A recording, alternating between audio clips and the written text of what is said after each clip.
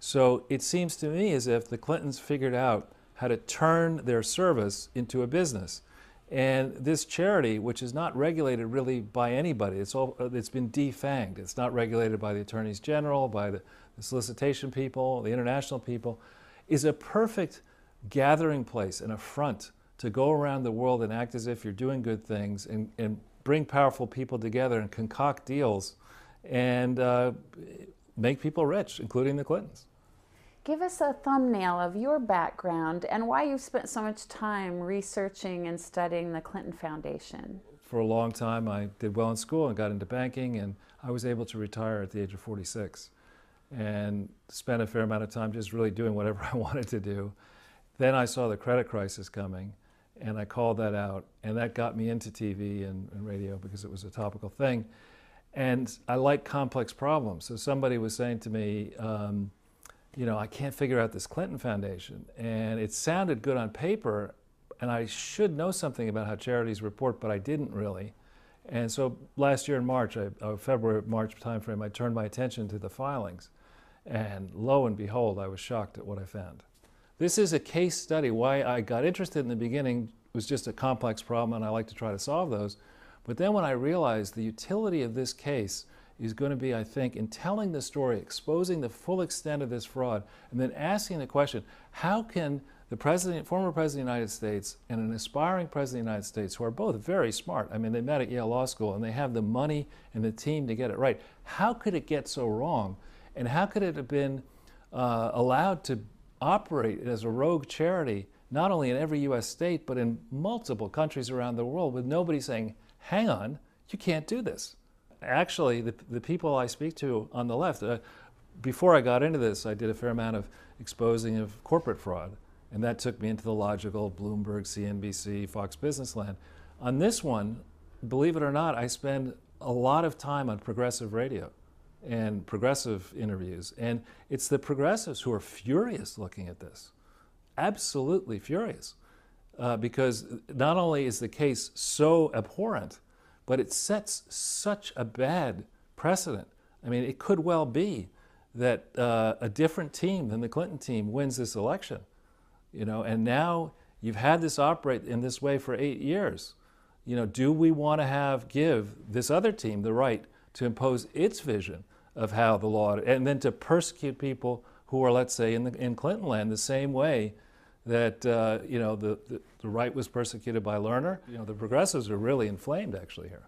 Imagine that you're talking to an ordinary American that isn't very versed in what's happening with the Clinton Foundation. What are the stubborn facts that you think the normal person needs to know?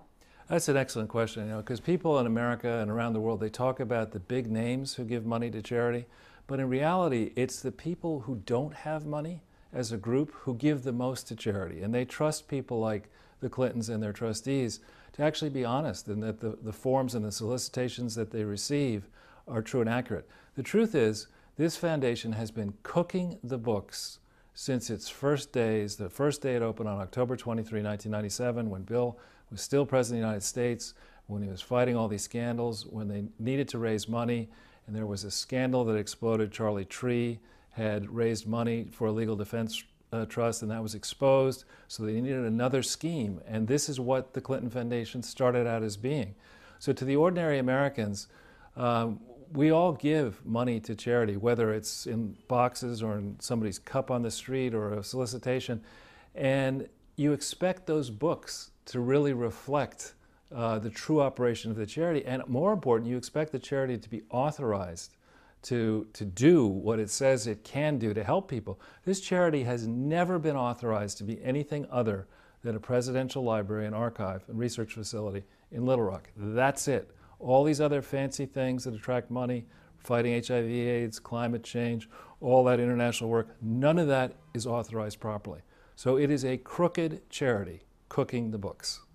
There are a lot of people who give money to the Clinton Foundation because they believe that Bill and Ira Magaziner and others have in theory been fighting HIV/AIDS.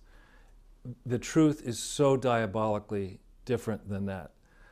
When Bill Clinton and Ira Magaziner asserted that the foundation was beginning an effort to, in theory, fight HIV/AIDS after July 12, 2002. I know these dates because these are dates they admitted to. Neither Bill Clinton nor Ira Magaziner were officers or trustees of the Clinton Foundation, so they had no legal authority to do anything in the name of the Clinton Foundation. It was not authorized to fight HIV/AIDS at that time. And the efforts that they went to get these HIV/AIDS medicines, they didn't do the proper checking.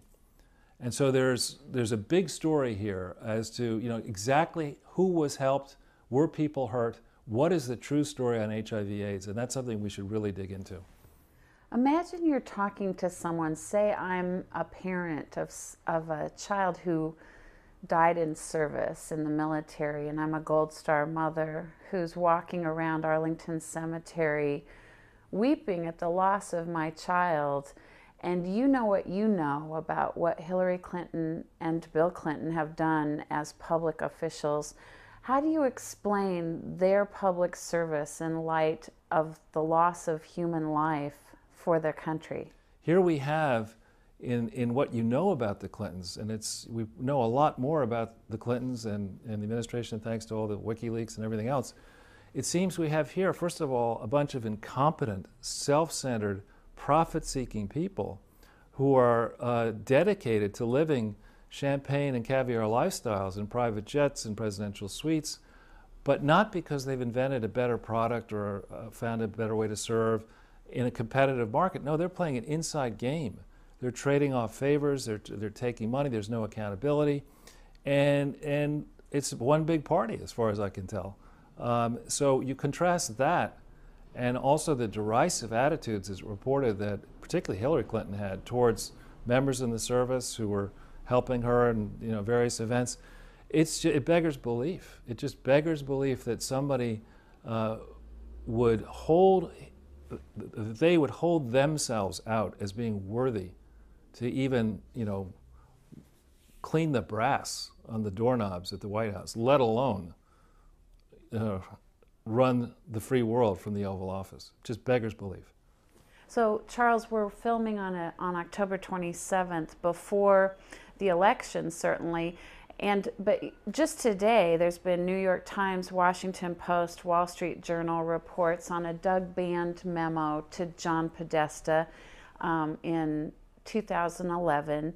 And it's got everyone talking about what WikiLeaks is putting out there. You've been on the Clinton Foundation for so long. What has these WikiLeaks things revealed to you? What new information up to now, October 27th, have you learned? As far as the memo itself is concerned, it recounts multiple crimes. I mean, just in the first instance, it talks about how Terry McAuliffe had raised $100 million for the foundation by 2001 in firm pledges.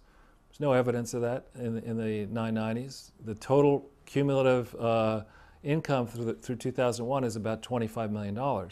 And they use, in their 990s for that time frame, all the way through 2004, they use accounting techniques that are not allowed, called modified cash basis accounting. You can't use that. That doesn't reflect the true nature of what was going on. So that's suspicious. Then it talks about how Doug was instrumental in creating revenues for Bill Clinton, Inc. I mean, he admits it, through the operation of the charity, and getting speech revenues and other business opportunities. I mean, it's just, there are so many counts, criminal counts recited in that memorandum that it beggars belief that Doug would actually have written that and turned it in to this law firm. Now, years ago, I worked for this law firm as a young kid, as a proofreader, and I can tell you, subsequently, I've stayed in touch with what they do. It's a preeminent firm. I mean, these are very smart people, and the team on looking at the Clinton Foundation case really understands global philanthropy issues, and specifically, narrowly, New York laws, which are really strict. So when Doug turned that memo in, I would have guessed that at least one member on the Simpson-Thacher team had a heart attack, just looking at the memo. Because how do you deal with it? I mean, here's somebody admitting that he and a whole bunch of people stand in the center of a criminal enterprise. Well, the process of running a foundation or a charity involves a lot of paper, it involves a lot of email, and it involves a lot of memoranda. beyond what a charity might release to the general public. So what's come out of the WikiLeaks stuff are some of these memos. Now, strictly speaking, a charity cannot be operated to create what is called private gain. Now, private gain doesn't mean monetary gain alone. It means create an edge or an advantage for the people operating a charity. And normally, what the IRS will look at carefully is they'll say, all right, your authorized purpose was to be whatever it was supposed to be, the library and archive out in Little Rock. What else did you do? And what gains have been created through the operation of this charity? So I, last year, spotted this Teneo thing as extremely odd, that you would have Doug Band basically and his group at Teneo harvesting contacts created through this convening thing, this Clinton Global Initiative, which we'll get to. That's also not a charity at all. That Doug would be able to create with his partners a vibrant business so attractive that at the end of 2014, early 2015, I think it was, this large institutional venture fund or private equity fund made a minority investment in Doug Band's firm. So obviously they saw tremendous potential in it. This is a gigantic fund. They wouldn't have put $1 or $2 million. They would have put a lot of money into this thing. So what is it that's so valuable about Teneo that seemed to be so inextricably linked to the Clintons? It just seemed to define, Teneo's activities seemed to define the polar opposite of charity. And in fact, illegal, criminal, what's called inurement. Inurement is where you appropriate private gains, where trustees create private gains for themselves and appropriate them. And here's Doug Band, who was a trustee of the Clinton Global Initiative. He was very much involved, as he says in this memo, helping to build the Clinton Foundation in the post-presidency from 2001 forward. So what this memo is, if it is genuine, and to date, and I think the thing came out yesterday, and so far nobody has said it's inauthentic or it's a forgery, which would have been, if it weren't authentic, you would have thought Doug Band and Teneo would right away say this is fake. But when you read it, very astute people I work with pointed out to me this morning that it says on it it's a second draft. So there's an earlier draft we may get to see, which some suspect may have more disclosures in it, possibly having to do with Chelsea and her family. Reading what I've read so far, and think of the people who aren't reading all these details, it seems like Chelsea Clinton had some pretty salty exchanges with Doug Band and people that might be over Doug Band, John Podesta. And she was worried about, properly perhaps, people benefiting from her parents and from her father in particular. So what we're watching unfold in these emails from WikiLeaks through John Podesta's emails is Chelsea trying to look for good governance and some improved procedures. But what do you see in what you're reading? Well, I see the first thing that I focus on with Chelsea is when she went down to Haiti after the earthquake, which occurred, I think, on the 12th of January 2010. She sent some emails back to her parents, a very long, thoughtful email saying, basically this is a mess and we've got to fix this up because, this is crazy what's going on down in Haiti. So you can tell that by, let's say, March of 2010 or thereabouts, she was obviously concerned. It's her own words. And she then commenced a process of trying to get her father and the people around her father and mother to actually take a hard look at this. And as a guest, Chelsea, to this day, may not understand just how fraudulent this enterprise is going way back when. I don't know her training in accounting. I don't know how closely she's looked at these audits. I don't know if she's got a real accounting firm helping her, and anybody would need help looking at this. But if she did have such a firm looking at this, they would have told her a long time ago, after your parents go, if this thing is still going to operate and you're going to be the chairman, you have big trouble here. Because what you have to do to try to fix this thing is you've got to go back and restate the books of the foundation from the very beginning. You've got to go all the way back. You've got to account for all this money. You're probably going to have to pay massive fines. You're going to have to plead before the IRS and say, listen, we were trying to do good. We got tripped up here. Yes, you should discipline us, but we're really intending to move forward. I'm the former president. Give me a break here. The thing that really jumps out of the band and then of another memo from Maura Pally is this incident in 2008.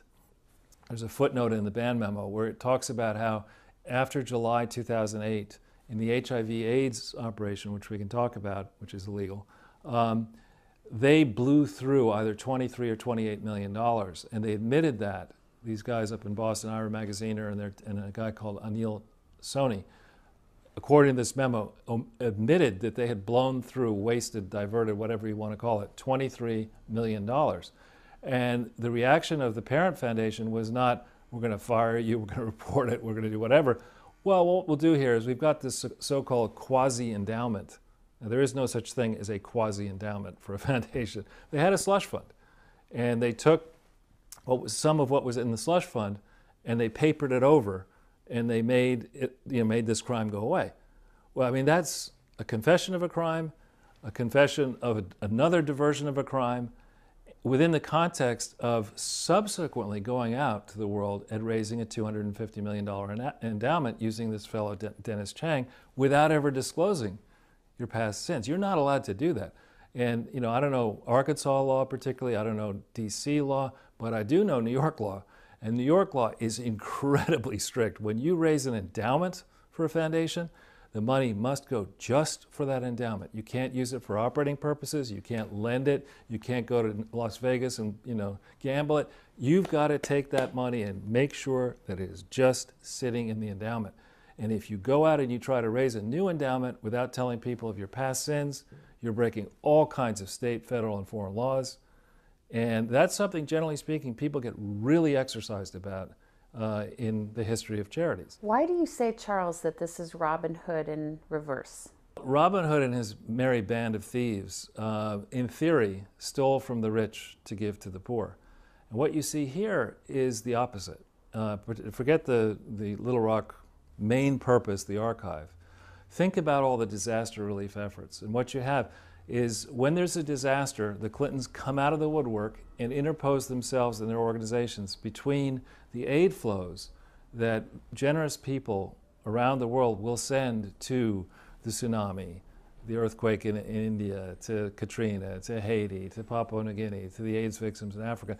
They stand in front of that aid money, and they say that they'll take it, and they say that they'll direct it to help these poor people. And what in fact they're doing is they're stealing from the poor, it seems, to aid their rich donor friends around the world with these various projects, whether it's Dennis O'Brien from Ireland and Haiti, or these natural resource kings, Frank Juster and others, Carlos Slim, around the world in these different projects for energy, for timber, for this, for that. And again, they've defanged the whole operation. There are no controls, there's no independent trustee, there's no accounting. The media is not very numerate, so they don't like to get into this. They don't see what I see so easily because of my training.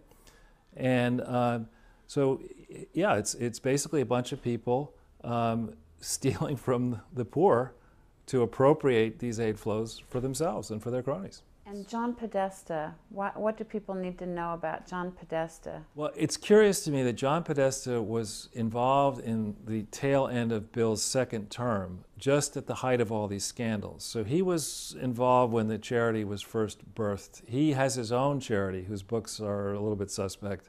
You mean CAP? Yes, the Center for American Progress, and also his ties to Media Matters, which is, Media Matters is a total fraud. It is a political action organization masquerading as a charity, and I've already reported them to New York State. But Podesta seems to be involved, heavily involved here in the political activities, the for-profit activities, and the not-for-profit activities. And you can do all that stuff, but you've got to keep it separate.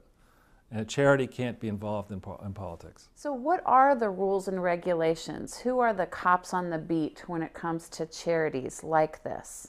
Well, for a normal American charity, most American charities operate inside our country, and it's only a small percentage that operate outside the country. So you start out, what you do is you typically form a corporation in a state, and then you have to fill out an application with the IRS after you form the corporation, the nonprofit corporation.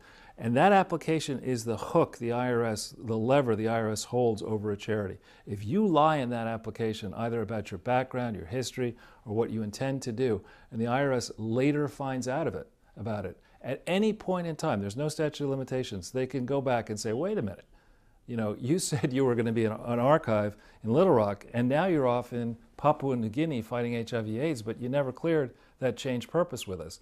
And they can retroactively revoke your charter. The other thing is that here, I gather in DC, there's pretty high taxes, but in a lot of states there aren't. And different states have different attitudes. Once you get your IRS authority to be a charity, you also have to go to each state where you solicit, where there are rules, and you have to fill out more disclosures, and those have to be truthful, and you have to fill out annual reports. And they've never done that right either. Well, on the 990s, those are the annual returns for a charity. And those are, they ask some very thoughtful questions on those 990s. If you were to answer them truthfully, if they had answered the questions truthfully, they would have been caught long ago. In the first instance, attached to a 990, you have to go get an accounting firm to do a real financial audit. Now, I'm trained as a banker. I know the difference between a real audit and a fake audit. And what the Clintons have put attached to their filings, which makes them all non-compliant, are fake audits. They're non-compliant audits. They did not do the work that the accounting firm is supposed to do. While the Clinton Foundation and most public charities don't have to reveal their donors, the charities that donate to the Clinton Foundation the American ones and some of the foreign ones, have to list out all of their donations. So in the case, for example, of the Gates Foundation, you can go into their private foundation forms, their PF forms, which are very detailed, year by year. And you can look year by year at what the Gates Foundation claims it sent to the Clinton Foundation. You can add that all up. And then you could say, well, let me see if I see that number in this Schedule B, which is, they don't tell you the donor, but you have to aggregate the big donors. And they don't match. And they don't match in material ways. In certain cases, actually, there's a foreign entity called United, which is the biggest donor to the Clinton Foundation. It has sent $650 million towards the Clinton Foundation.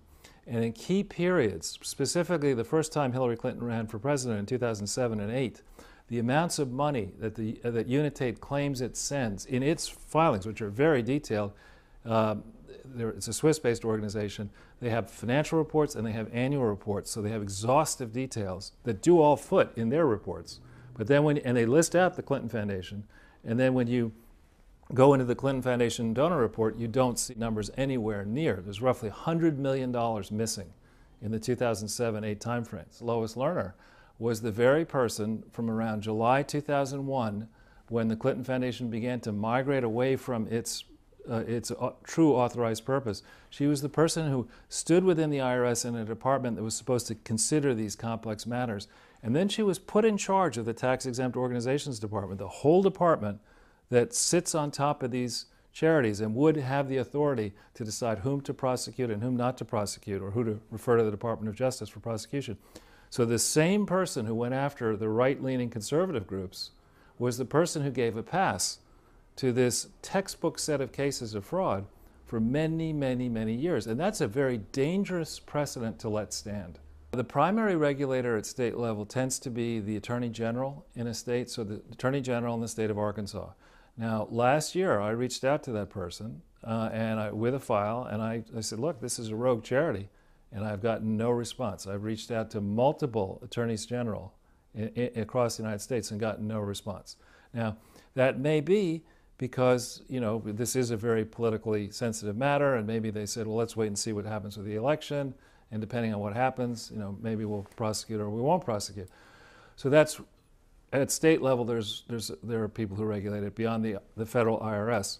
There's also the FTC, the Federal Trade Commission. And generally speaking, there's one example called the Texas Cancer, or the Tennessee Cancer Charity case, which was roughly a $200 million fraud in several states. And in that case, the FTC led the charge with all 50 attorneys general, got together and exposed this thing and disciplined a $200 million fraud. This is a $2 billion minimum fraud. Now, there are two other ways that you can police this. One is by foreign governments. Generally speaking, foreign governments are not as active as the foreign governments have been with this charity. And there are multiple foreign governments, the government of Australia and Canada and Norway and Ireland, the UK and France. Each of these foreign regimes have the ability to discipline this charity in their home country. And once you are disciplined in one country, you have to notify all the countries of your problem. So that's another angle. The final angle is actually the most dangerous, I think, for the Clinton Foundation, and that is they've taken a lot of money from the Gates Foundation, from I think some from the Bloomberg Foundation, the Rockefeller Foundation. These are all private foundations who must swear on their own tax returns that they've done due diligence and only given grants to charities that are validly organized and operated. And in this case, they haven't done that. And the penalties against the donors normally are incredibly severe. You've called it the largest unprosecuted charity fraud ever attempted. The one I mentioned, the Texas Cancer Charity fraud, was $200 million. This is minimum $2 billion declared revenues. Now, the issue with a charity like this is you don't know how much money actually was sent towards the charity. If there are no trustees that care, there's no auditor. There could have been a lot more money sent towards it and diverted before it hit the official books of the charity. So at $2 billion, you are talking about, just at $2 billion, you're talking about the largest unprosecuted. But when you look at the affiliated entities, there are a lot of suspect people, some people who've gone to prison around this charity, were involved with other charities. And when you add all those flows in, you're up at $100 billion or more. Donna Brazile says, like so many of the Clinton people, that this is Russia, they're trying to influence the elections through these WikiLeaks. But Donna Brazile went on to say that this is an attempt to criminalize behavior that's normal. What do you say, Charles? And politics is very different than charity. You know, the charity rules are very, very strict, and they're enforced. And actually, the charity world leans to the left, particularly in New York, where I live, New York City. So before I embarked on this project, I went around to some of my friends who run charities. An example would be, I went to college with a guy called Evan Wolfson, who ran a charity to try to get the right for homosexuals to marry. And when the Supreme Court laid down its decision, and he won, he immediately turned off the donate button on his charity. And I noticed that, you know, there's a story about it, and I contacted him. I said, Evan, and I hadn't spoken to him in like 25 years or something. I said, this is amazing. Why are you doing this? Because I take the rules seriously. You know, you're supposed to only raise money for the causes that you've been approved by the IRS to go after on the basis of truthful applications to the IRS. You're not supposed to, in a charity, you know, use it as a criminal enterprise. Indeed, lawyers will tell you, and there are memos, great memos written about this, that in a charity, the charity and the people around it are not allowed to commit any illegal acts of any kind, anywhere in the world. Your forms has to be true. You know, everything that you do you stand in the shoes of government. And as trustees, you owe a duty of care, which means you have to take the time to make sure that everything's fine. You owe a duty of obedience to the law. You've got to follow the law. And you owe a duty, above all, of loyalty to the charity, so that when your own personal interests conflict with the charity, you have to put the interests of the charity first. Very innocent people, you know, are giving money to this charity. There's, in Bill's book that was published in September 2007, there were these poignant stories of second-grade classes breaking piggy banks to send money to the Clinton Foundation. I mean, there are gullible people, retirees, giving their life savings away to these noble causes without checking any of the paperwork. And enough is enough. I mean, there is a public record here. It is false. It is materially misleading. They are raising money illegally. They have raised billions of dollars illegally. No one really knows where it's gone. And enough is enough. We need to stand up, bring these people to justice. There should be an inquisition, you know, not a commission, an inquisition where charities like this, and there are other charities like this, it's not just the Clinton Foundation, need to be made an example of. Because the very good ones, and there are many great ones in this country, that don't take out television ads and don't run for president based on their charity. They just try to help people. They help them in America, in every corner of this country, and around the world. And we shouldn't besmirch the good name of those charities. We need to expose this, punish them, let fraudsters understand that when you commit charity fraud, there's a stiff price to pay. Corinne Brand is this congressperson running for office right now, 69-year-old lady in Florida, African-American superdelegate for Hillary. She faces 357 years in prison, federal prison, for a $800,000 alleged slush fund over, I think, 4 or 5 years. You know, why should she face that kind of, you know, thing over her head in the middle of an election when Hillary and Bill Clinton just skate on a minimum $2 billion fraud? I estimate when you consider all the affiliates, it could be more like $100 billion or even more.